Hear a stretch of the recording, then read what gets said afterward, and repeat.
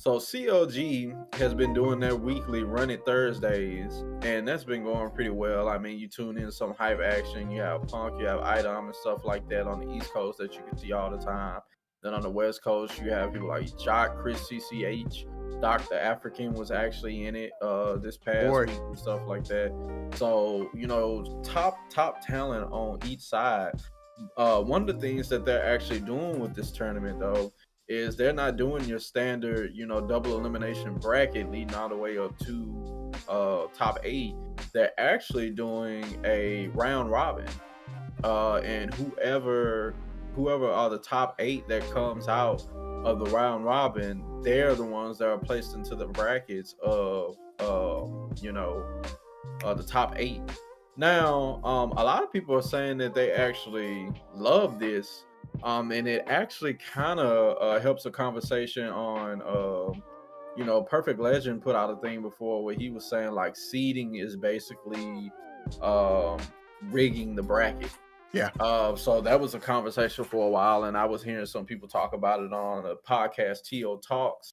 If y'all haven't seen the TO Talks podcast, y'all go follow them on Twitter, TO Talks Esports.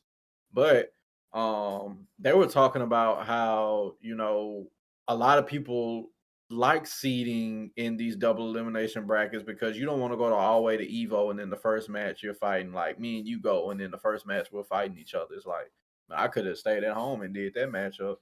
You know, travel all the way to Evo for E to knock me in losers the first game. It's like, come on, man. Like, I practice this dude all the time. Like, we play against each other. Like, it's so much stuff that could, like, it's just like, that's not fair. Stuff like that, separating different regions and stuff. So it's a reason why they do seeding. But to one thing that would help all that is if you did do a round robin leading to the top 8.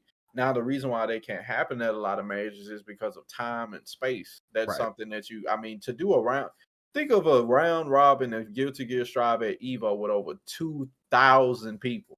Oh boy. Yeah. Like, that's 3 days right there. So Yeah. that's the 3 days, no other games. So that's one reason why it's tough to do the round robin and we stick to the double elimination with the seeding.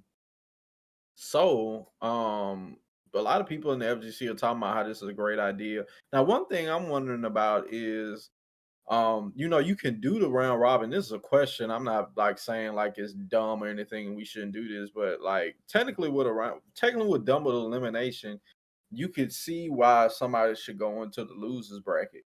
Because you lost that one time. If you made it all the way to the top 8, you're in losers bracket. But it's kind of like, I guess it seems like it might be a harder pill to swallow if you do a round robin and I make it into the top 8 of the round robin, but I automatically go in the losers because, I just so happen to fall into like 5th and below, you know. And it's like, well, you're lower, but hey, I could lose just like the people at the top of the round robin. Like 1 through 4, they could actually lose, but they can be put in a winner side, and they still have 2 times to lose when I only have 1.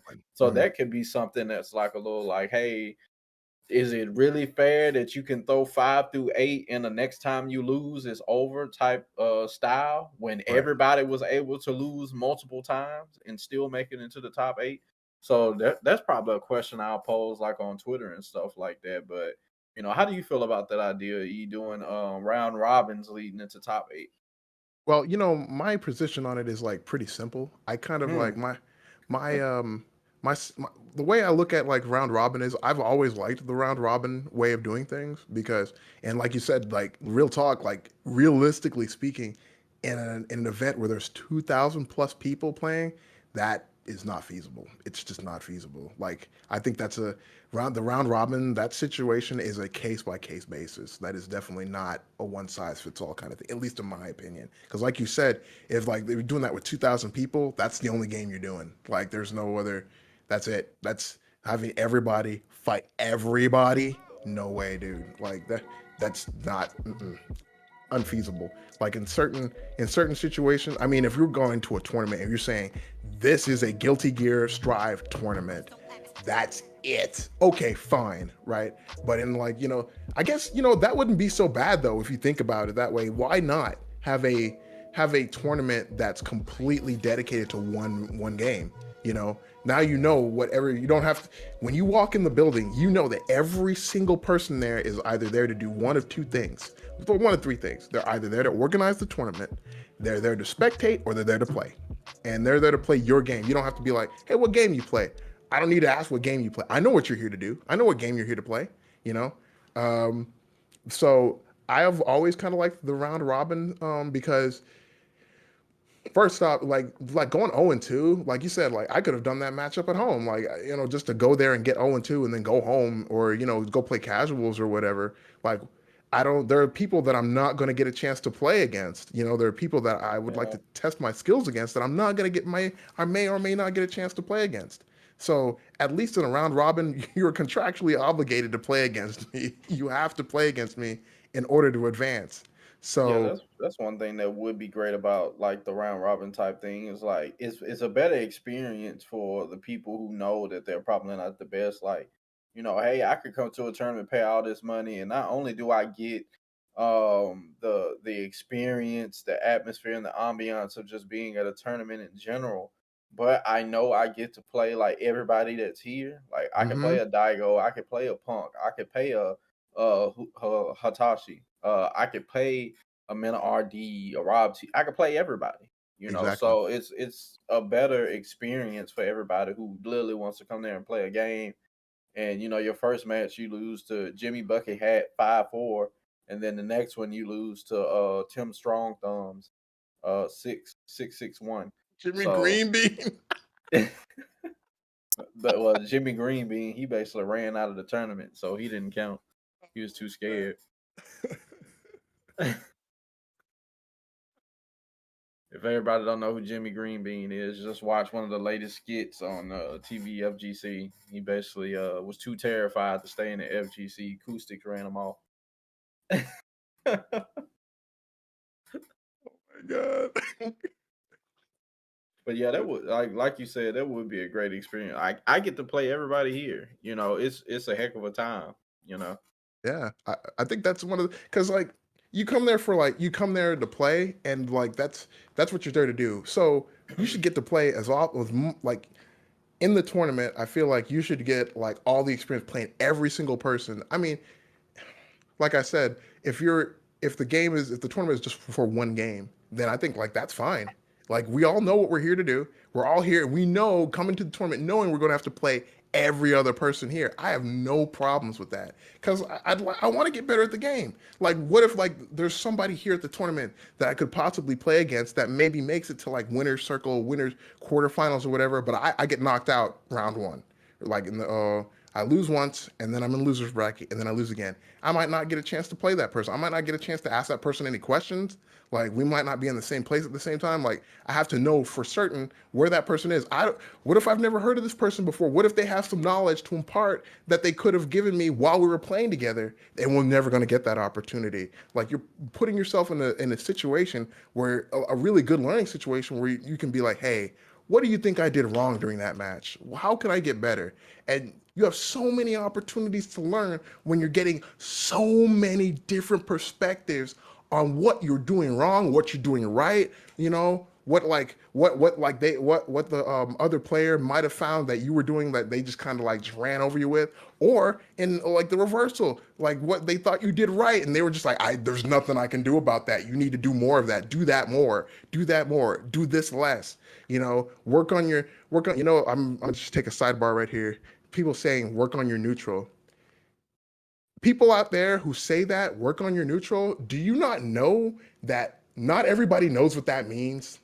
Do you not know that? Like that people don't know what you're talking about when you say work on your neutral, work on your fundamentals. Obviously, I'm just saying obviously, maybe they don't know what the fundamentals are. So you saying go work on your fundamentals, completely useless. Absolutely a useless piece of information, doesn't do anything. So you say if you want to come in and say somebody like, hey, don't say the next time somebody says, hey, what am I doing wrong? And you're thinking, oh, you should work on your neutral. Say, hey, you know what? You should work on using normals more, work on your spacing, work on like choosing, like work on like seeing what the other character can do at certain ranges and stuff. That kind of plays into like the nebulous term that we call neutral. Think about that the next time you want to give somebody some advice. Anyway, but the fact is like the thing is like you want to be in a position to get or receive that information in the first place. And fighting everybody, I think, would really is a really great learning experience that really will really elevate a lot of players. I don't know how do you feel about that, man. I think it's great. I would really appreciate something like, especially as somebody That who wants to play more. that would be one of the benefits that everybody has a better chance to learn. It's more of a cultivating the community type atmosphere with the tournament. But another thing that would have to come if we were to do tournaments like this, then 9 times out of 10, probably 9.9 times out of 10, a lot of our tournaments are going to come with hard caps.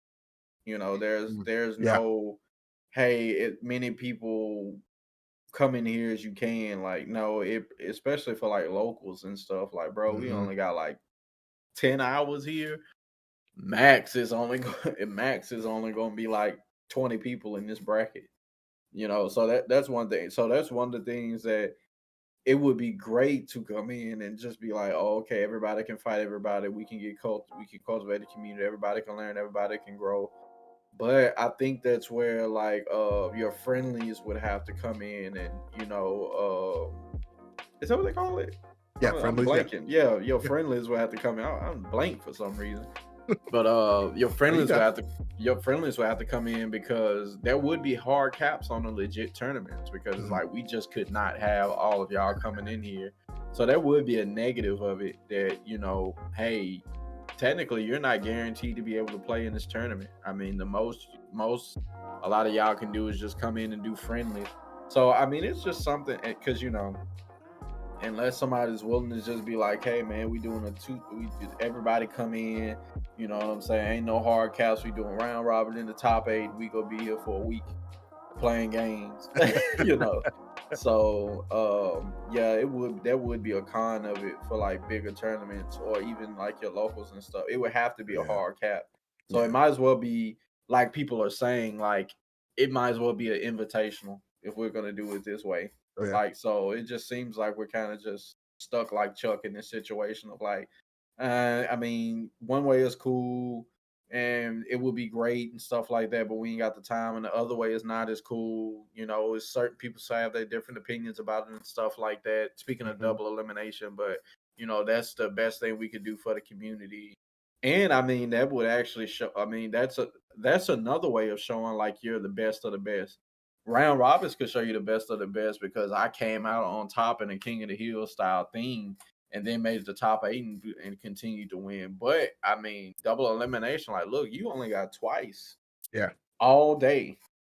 I mean, we running this thing for 3 days. You only got twice to lose, or you're done, son. You know. So I mean, they both show their own particular way of showing you're the man, so Yeah. or the woman, Yeah. Or the or woman. the whatever. So whatever you want to use, but yeah. So